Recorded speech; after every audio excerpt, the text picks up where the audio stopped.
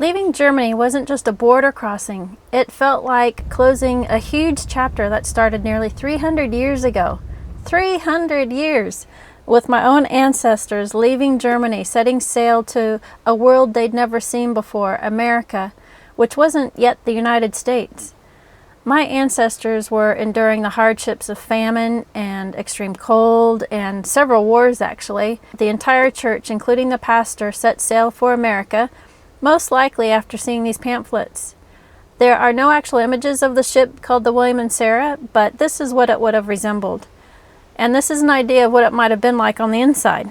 It amazed the heck out of me that I could see the actual passenger list with my family's names clearly shown on this Ancestry website. That was so cool. I found a place to camp north of Hamburg on the banks of the mighty Elbe River. This was the same river in 1727 that the ship called the William and Sarah carried German families, mine included, towards an uncertain future in America, all the while knowing they'd never return. When they arrived in Pennsylvania in 1727, it was the first time just then that they were starting to keep records, officially keeping records of immigrants arriving in America. On September 21st, just 3 days after their arrival in Philadelphia, there were 109 men and teenage boys, including my ancestors Rudolph and Johann Gottfried Wilken. They were required to swear an oath of allegiance to King George II of Britain.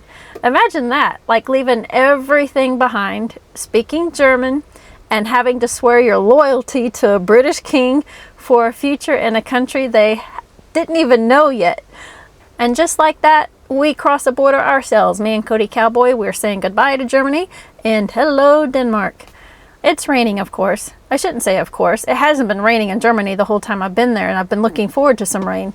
But guess what? It's a new country, it's new language, and I'm seeing new fuel prices and numbers I wasn't used to.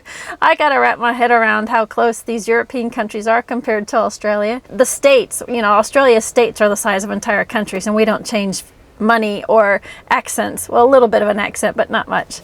So here, one take of fuel and bam, you're in like a whole new world. Things look different, people act different, they dress different, their streets look different. And we made our way to Ribe on Denmark's west coast. Wow, was this town super stunning. The cobblestone streets, the timber frame houses, and that old world charm that just begs you to wander, which is exactly what I did. And I found free motorhome parking right on the edge of the village, and there was only one problem. It was absolutely chockers, and I was early in the season, but I lucked out and found a spot just when somebody was leaving. Oops, having a tinkle. This is our first night in Denmark, and this is our camping spot. I'm not sure that camping is the appropriate word for this sort of travel, but we'll use it for now.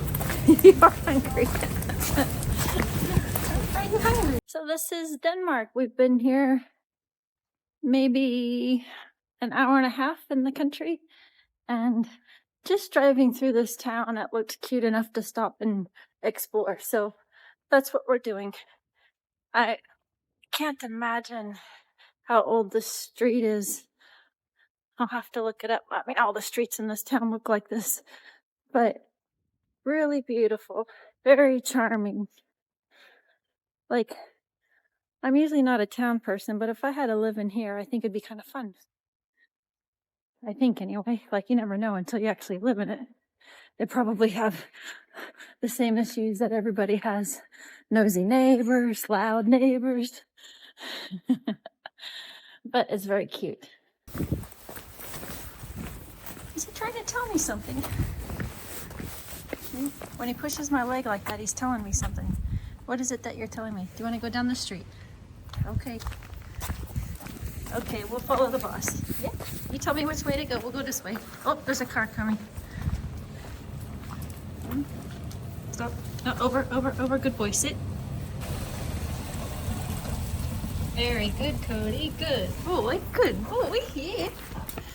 Hi, you did good. Yes. Kind of a squishy street, isn't it?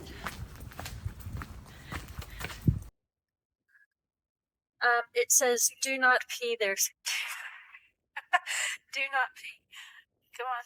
I'm sure other dogs have peed there. That's why he's smelling. very, very, very crooked building. That might be a little easier for you. Yeah. Now our next mission is to get Cody Cowboy to a vet in northern Denmark for a special injection.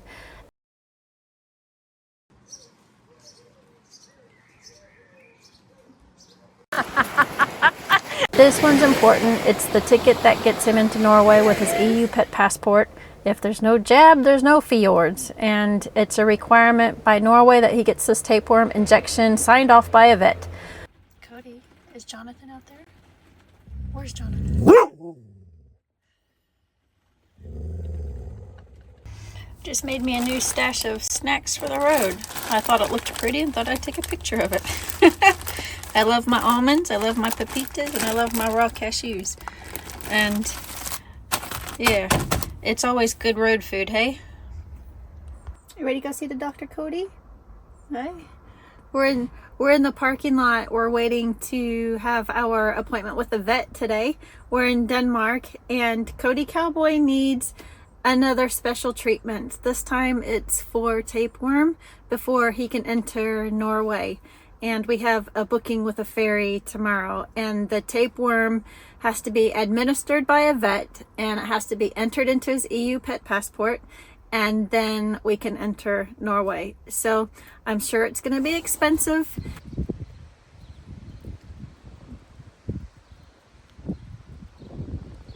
The chip out there when you... Yes, you can check it again if you like, but in order to get the pet passport, he had to get his microchip passed.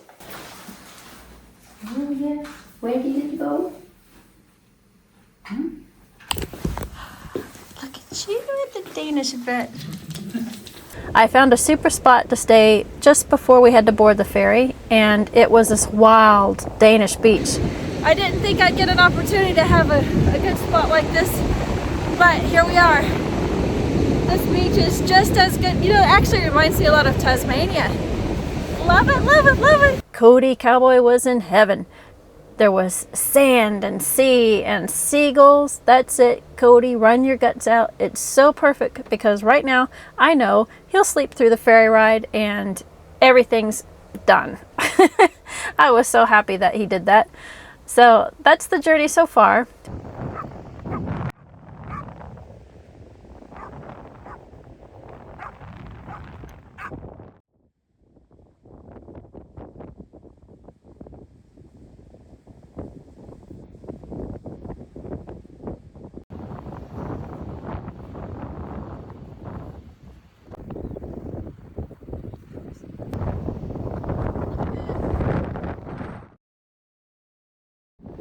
Jonathan right past.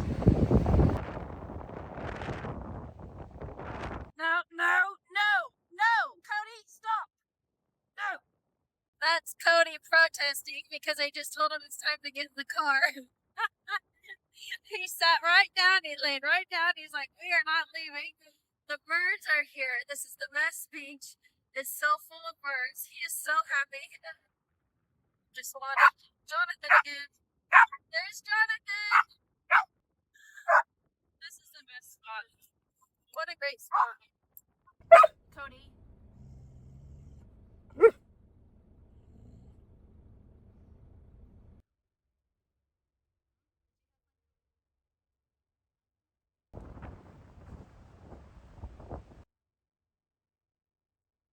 So that's the journey so far. Full of history, heritage, and seagulls. Our favorite bird. If you've enjoyed this part of the trip, give it a thumbs up. Drop a comment about your own ancestry or favorite part of Denmark. And don't forget to subscribe if you haven't already, because our next stop is Norway. Before you ask, yes, I have been to the beautiful Copenhagen before, but I did it on a motorbike back in 2016. It is beautiful. I loved it. I didn't need to go back again, but I did go to Fred and Mary's house to see if they'd allow an Australian to come visit. Didn't have any luck. Not a surprise. But I tried. All right, we need to get on the ferry, Buster Brown. Let's get going. And that's our boat behind us. The color line is the name of the ferry. Onwards to Norway, Cody. Huh? You ready to go to Norway? Ooh.